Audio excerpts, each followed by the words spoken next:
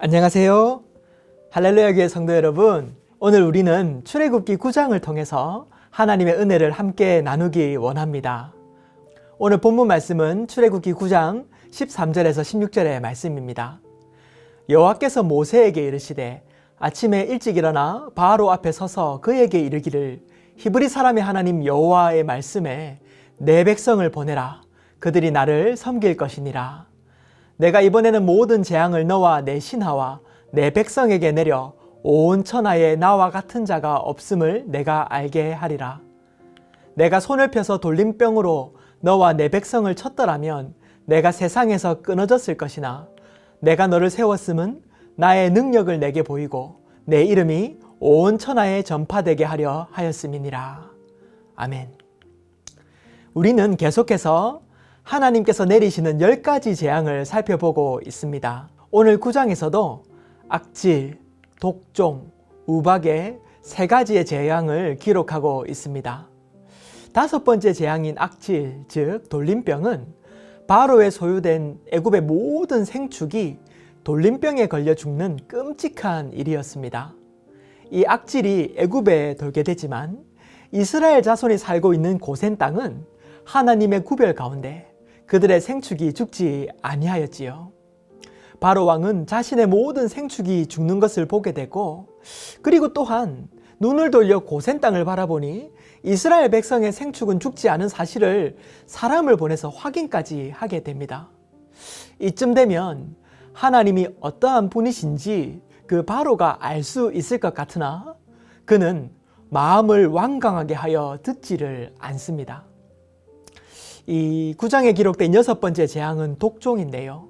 이 독종은 악성종기를 말합니다. 이 악성종기가 술객들과 애굽의 모든 사람에게 발하게 된 것이었습니다. 여호와께서는 모세와 아론에게 풀무의 죄 2움금을 지고 가서 바로의 목전에서 이렇게 하늘에 날리라고 하십니다. 모세가 하늘을 향하여 죄를 날리게 되자 이 죄가 닿는 사람과 짐승 그리고 애굽의 술객들에게 심한 악성종기가 나타났습니다. 술객들은 하나님 재앙을 이렇게 모방하여 능력 있는 것 같이 보였던 그러한 사람이었는데요. 하나님께서는 그들의 몸에도 재앙이 임하는 것을 바로가 보게 하심으로 그들 역시 하나님의 심판 앞에 있는 것을 보여주게 되는 것입니다. 하지만 이 또한 바로의 마음이 강팍하여 듣지를 아니하였지요. 7번째 재앙이 임하게 됩니다. 그것은 우박이었습니다. 이 우박은 성경에서 이렇게 기록하고 있습니다. 우박이 내림과 불덩이가 우박에 섞여 내림이 심히 맹렬하니 나라가 생긴 그때로부터 애굽 온 땅에는 그와 같은 일이 없었더라. 여러분, 즉 나라가 생긴 이래로 없었던 일이 그때 일어나게 되는데 우박과 불덩이가 섞여가지고 하늘에서 이렇게 내리는 것이었습니다. 사람과 짐승뿐만 아니라 모든 농작물과 들의 나무가 꺾이는 일이 당시에 벌어지게 됩니다. 그런데 이런 이전에는 없었던 일이 벌어지는데도 이 이스라엘 자손이 살고 있는 고센 땅에는 우박이 내리지 않습니다. 하나님은 능력이 한이 없으신 분이시지요. 한 번에 모든 이 심판을 끝내실 능력이 없어서 이렇게 여러 재앙을 주시는 것은 아닐 것입니다. 그렇다면 하나님께서 이렇게 여러 재앙을 주시는 그러한 이유는 무엇일까요? 오늘 본문에서 하나님께서는 그 이유를 우리에게 잘 알려주고 있습니다. 오늘 읽었던 본문 14절에 보면 내가 이번에는 모든 재앙을 너와 내 신하와 내 백성에게 내려 온 천하에 나와 같은 자가 없음을 내가 알게 하리라. 하나님께서 10가지 재앙을 이렇게 점차적으로 내리시는 것은 이러한 재앙을 통하여 여호와가 참 하나님이시며 이 세상에 여호와 같은 신이 없음을 알게 하는데 그 목적이 있다고 말씀은 기록하고 있는 것입니다. 먼저는 애굽 사람들입니다. 하나님께서 심판을 시작하시면서 이렇게 말씀을 하셨습니다. 내가 내 손을 애굽 위에 펴서 이스라엘 자손을 그 땅에서 인도하여 낼 때에야 애굽 사람이 나를 여호와인 줄 알리라 하시매. 여러분, 즉 애굽 사람들에게 여호와의 능력을 보이시고 그들로 하여금 하나님 외에는 다른 신이 없다는 것을 알게 하기 위해 이렇게 점차적으로 심판을 하고 계신다는 것입니다. 애굽 사람들에게 바로 왕은 곧 하나님이었습니다. 고대의 왕은요, 신에 의해서 선택된 신의 대리자로 여겼고 백성들은 바로 왕을 숭배하였던 것입니다. 그런데 하나님께서는 10가지 재앙을 통해서 그들이 자연과 인생을 다스린다고 여기던 그 애굽의 신들을 하나씩 하나씩 깨뜨리십니다. 그리고 여호와께서는 자연을 돌보시고 질병을 주관하시며 인생의 생명을 주관하시는 창조주이시며 전지전능하신 하나님이신 것을 그 애굽 사람들 모두가 보게 하시는 것입니다. 그러자 이 애굽 사람들 중에서 하나님의 말씀을 두려워하는 자들과 하나님 말씀을 마음에 두지 아니한 자들이 생기게 되는 것을 보게 됩니다. 이 자신들이 숭배했던 신들이 하나하나 깨지면서 정말로 두려워해야 될 신이 누구신지를 보게 되는 것입니다. 20절과 21절에는 이렇게 두 부류가 된 것을 말하고 있는데요. 바로의 신하 중에 여호와의 말씀을 두려워하는 자들은 그 종들과 가축을 집으로 피하여 드렸으나 여호와의 말씀을 마음에 두지 아니한 사람들은 그의 종들과 가축을 들에 그대로 두었더라. 이렇게 기록하고 있는 것입니다. 즉 그들이 섬기는 우상으로부터 하나님의 권능을 통하여 하나님의 하나님 되심을 보이시고 그들로 하여금 하나님을 알도록 주님께서는 이러한 심판을 행하신 것입니다. 두 번째로 이스라엘 백성들이 알기를 원하셨습니다. 이스라엘 백성은 그들의 조상들을 통해서 여호와께서 그들의 하나님이신 것을 어렴풋이나마 아마 알았을 것입니다. 잘은 몰랐지요.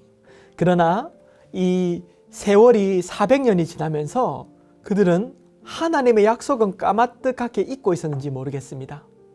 하나님께서는 이적을 통해서 그들에게 이 약속을 알려주시고 그들의 정체성을 알려주는 것입니다.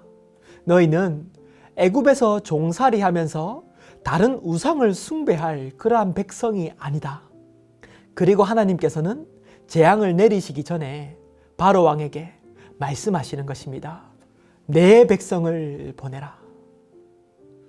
이스라엘 민족이요, 내 백성이라고 하시는 것입니다.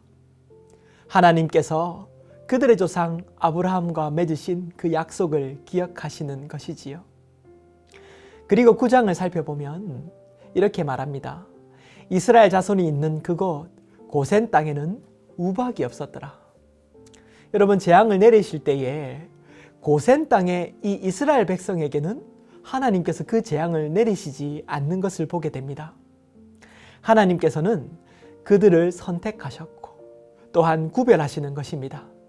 여러분, 이것이 하나님이 베풀어 주신 은혜 아니겠습니까?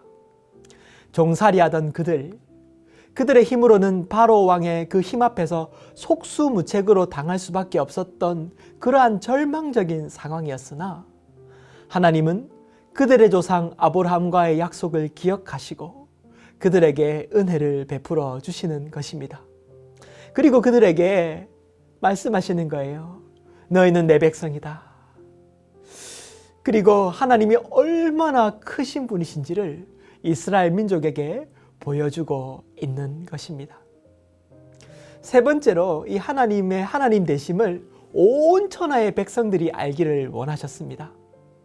오늘 본문 15절에 보면 내가 손을 펴서 돌림병으로 너와 내 백성을 쳤더라면 내가 세상에서 끊어졌을 것이나.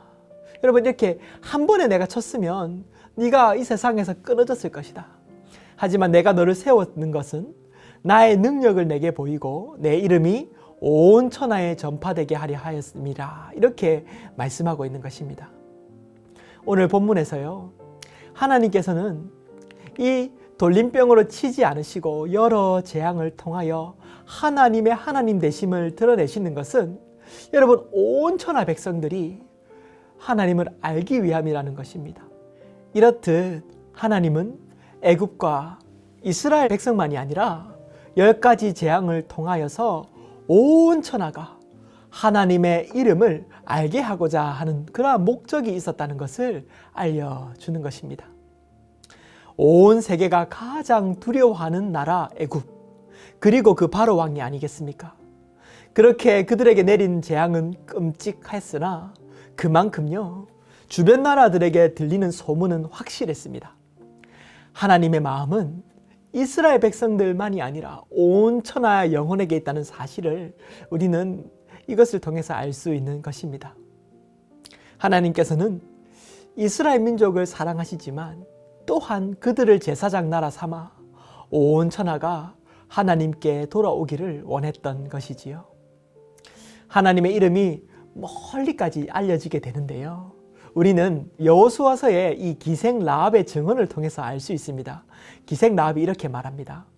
이는 너희가 애굽에서 나올 때에 여호와께서 너희 앞에서 홍해 물을 마르게 하신 일과 너희가 요단 저쪽에 있는 아모리 사람의 두 왕 시온과 옥에게 행한 일, 곧 그들을 전멸시킨 일을 우리가 들었음이니라. 우리가 듣자 곧 마음이 녹았고 너희로 말미암아 사람이 정신을 잃었나니 너희의 하나님 여호와는 위로는 하늘에서도 아래로는 땅에서도 하나님이시니라. 이렇게 여러분, 이방인이었던 이 기생 라합이 이렇게 고백하고 있는 것입니다. 이처럼 온 천하가 하나님을 알고 하나님께 나오기를 여러분 지금도 하나님은 원하고 계십니다. 하나님의 크심을 알고 기생 라합의 고백과 같이 하나님 여호와는 위로는 하늘에서도 또한 아래로는 땅에서도 하나님이시라고 이렇게 고백하기 원합니다. 이것이 정말로 우리의 삶에서 주님이 원하시는 뜻일 것입니다. 오늘 우리는 하나님께서 10가지 재앙이 세상에 여호와 같은 신이 없음을 알게 하려는데 그 목적이 있다는 것을 살펴보았습니다. 여러분은 어떠신지요? 하나님이 진정 우리의 삶의 주인인 것을 기억하고 살고 계십니까? 오늘 우리는 삶 속에서 하나님의 두려우심을 알고 하나님을 높이는 그러한 하루가 되기를 축복합니다. 기도하겠습니다. 하나님 아버지 감사합니다. 10가지 재앙을 통하여서 하나님께서 한 번에 이 재앙을 다 끝내실 수 있는 분임에도 불구하고 하나씩 하나씩 애굽 땅에 이 재앙을 내리신 이유는 애굽 백성들과 이스라엘 백성들 그리고 온 천하가 하나님 되심을 알게 하고자 하는 그러한 뜻이 있는 것을 살펴보았습니다. 하나님, 저희가 늘 매일 하나님을 경외하며 하나님을 높이게 하여 주시고 아버지 하나님 온 천하 가운데 하나님의 이름이 높아지도록 늘 전도하며 그렇게 애쓰는 삶을 살아갈 수 있도록 인도하여 주시옵소서. 예수님 이름으로 기도합니다. 아멘. 오늘 하루 동안 묵상할 질문입니다. 하나님만을 섬기기 위해서 오늘 내가 절제해야 하는 것은 어떤 것이 있을까요? 한번 실천해 보시는 하루가 되시면 좋을 것 같습니다. 사랑하고 축복합니다.